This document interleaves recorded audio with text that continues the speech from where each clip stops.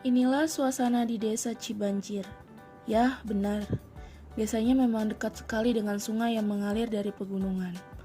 Setiap kali hujan tiba, warga merasa resah dan takut air sungai meluap sehingga menimbulkan banjir. Akhirnya, perawat dari UMJ bekerjasama dengan Pak RT di desa Cibanjir untuk mengadakan penyuluhan bagi warga di desa Cibanjir. Pak RT pun mengumumkan melalui speaker. Warga yang mendengar terlihat sangat senang sekali. Esokan harinya di lapangan desa, semua masyarakat berkumpul dengan penuh semangat karena mereka menyadari betapa pentingnya pemahaman dan kesiapsiagaan untuk mencegah banjir ataupun penanganan bila terjadi banjir. Perawat tersebut mulai melakukan penyuluhan. Banjir adalah bencana alam di mana daratan tergenang oleh aliran air yang berlebihan. Pada fase pra-bencana, itu ada pencegahan, mitigasi, kesiapsiagaan, dan peringatan dini. Penyebab banjir adalah karena curah hujan yang tinggi, membuang sampah ke sungai, permukaan tanah lebih rendah dari permukaan air laut, dan banyak permukiman yang dibangun di pinggiran sungai juga. Pencegahan yang dapat kita lakukan untuk mencegah banjir tentunya kita tidak boleh membuang sampah sembarangan. Nah, yang kedua, untuk kesiapsiagaan.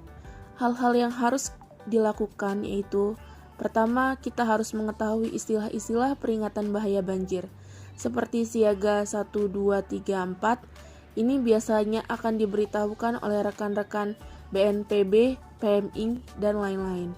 Nah, yang kedua, kita harus mengetahui tingkat kerentanan tempat tinggal kita, apakah ada di zona rawan banjir atau tidak. Ketiga, mengetahui cara melindungi rumah dari banjir. Yang keempat, memahami rute evakuasi. Nah, untuk peringatan dini, dilakukan penyebaran informasi mengenai bencana banjir untuk meningkatkan kesiapsiagaan. Setelah itu, mereka pun melakukan simulasi saat banjir tiba. Di suatu hari di desa Cibanjir, awan di langit tampak gelap dan terdengar suara gemuruh. Kemudian, hujan turun dengan lebat selama 2 hari berturut-turut disertai angin kencang.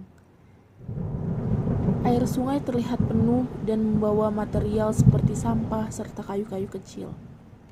Aliran air semakin tinggi dan deras, berasal dari luapan air sungai yang berada di sekitar desa Cibanjir. Sebagian besar rumah penduduk terendam banjir setinggi 2 meter. Ada beberapa orang yang menerjang banjir untuk dapat pergi ke posko dengan membawa barang-barang seadanya. Serta terdapat orang yang terbawa arus, ada orang yang bertahan dengan kayu papan, ada orang yang bertahan di rumah karena takut barangnya dijarah. Tim PRC terdiri dari BPBD Kota, SARS, dan relawan.